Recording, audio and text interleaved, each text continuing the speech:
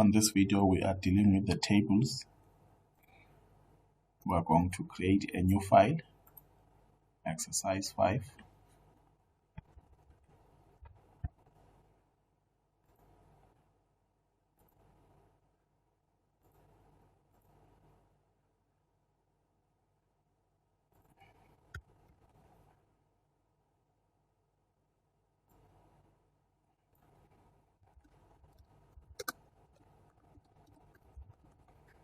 You can type your heading as this is your heading 1. This is your table. This is a table exercise. And then on this paragraph, we are going to insert our tables.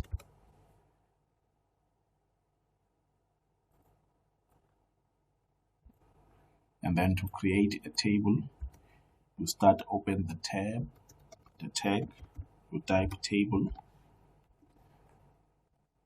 and then the closing tag,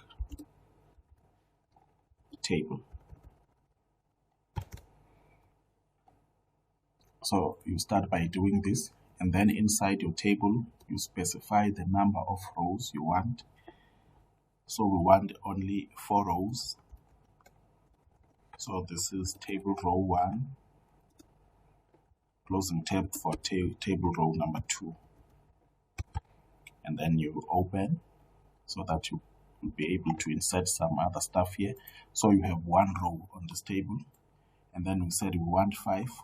So you can copy and paste 2, 3, 4, 5. So you can see we have 1 row, 2 row, 3 row, 3rd row, 4th row, and this is the last row. So we have how many? We have 5 rows. So inside each and every row, you want how many columns? Let us say that we want 3 columns. So because the first column will have the headers, so you type table headers. So you open your tag, th for table header, and close th for table header. So this will be the header for your first column, and then let us copy and paste your second header, and then your 3rd header. So you have 1, 2, 3 columns in how many rows? In 1 row. In under 1.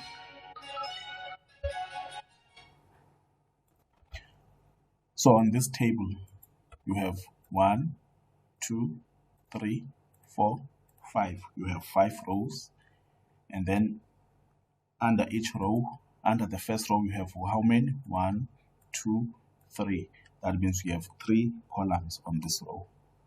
And then the first header will be the surname. Let's say the surname, initials,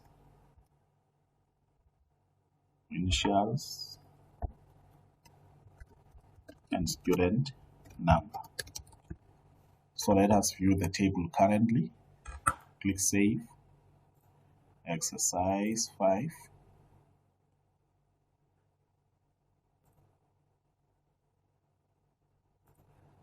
Okay, let me change here because now I want to view it here.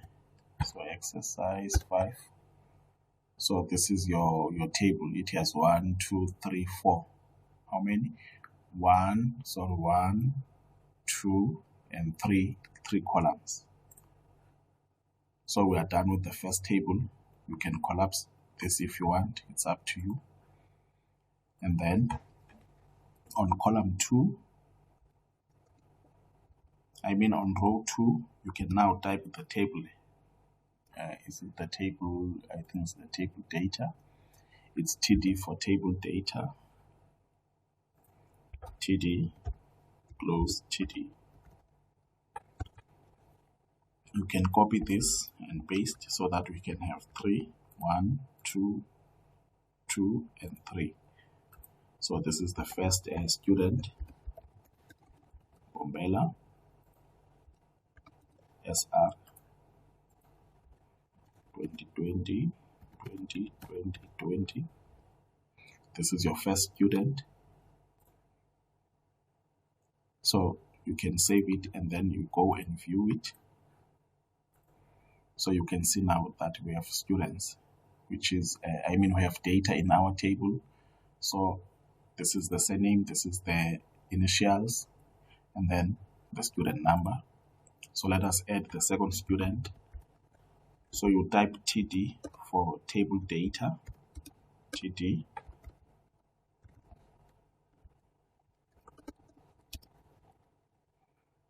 Okay, let me undo. Let me copy and paste first. So we have 1, 2, 3. So you type the data for your second row.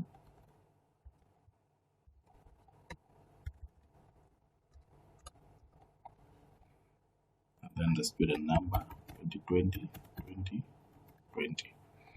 And then you save, you refresh. So that is how you create your table. So this is your table.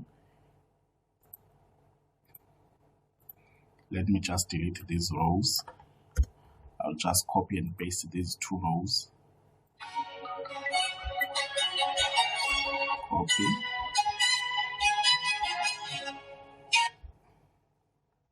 And paste. Save. Now you can see how many rows do we have. We have 1, 2, 3, 4, 5. We have 5 rows. And then if you refresh, you will see that we have now how many? 1, 2, 3, 4. We have 4 table data, and then the 5th row is for the table headers. So we are done with the table. So now let us add a borderline on our table. So you go to table, the opening tab for table, and then we are going to add another element. So we are going to add a style. Okay, there are 3 ways to do this. Let me think of the best way where we can use, we can add our border. Okay, there are 3 ways to do this. The first option is you have to specify your styles inside the head. I have never used that option because I never liked it. So we are not going to do it also on this practical. And the second one, which is the best option, is to have a separate styling sheet that you are going to create. But the scope of this practical, it does not allow us to create styling sheets. So the third way, it is not a good way to do it, but we can do it for this practical. It is to use the style attribute. Style attribute. So you type style, you remember the attributes. So you are going to use the styles here. So what we are going to do here, let me say, I'm not sure if it is going to work, but let me try one border. Okay, let me say 1 pixel, solid border.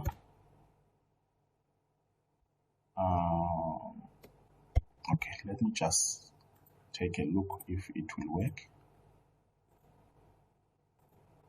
Okay, it is not working. I just forgot the syntax of this thing. Style. Let me say solid border, colon, 1 pixel.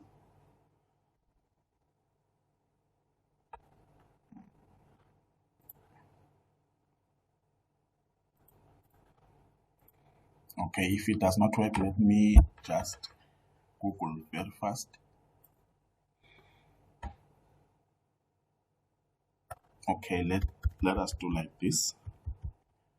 If it does not work again, then I will leave it. It's because the styling attribute that you are going to use, you are going to style your border lines. So let us start with border, and then after the colon, let us specify the size of the. Anyway, this is not HTML. Let us specify the size of our lines, and then we are going to select a solid border, and then the color, specify the color.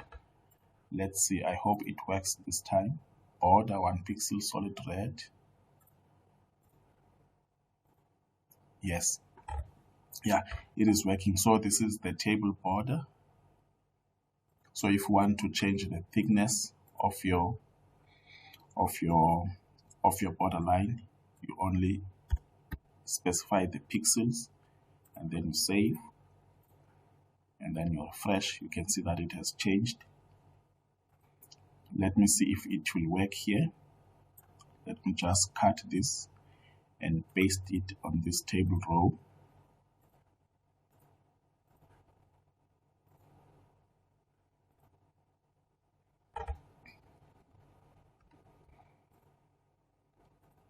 Okay, let me paste it on the table header.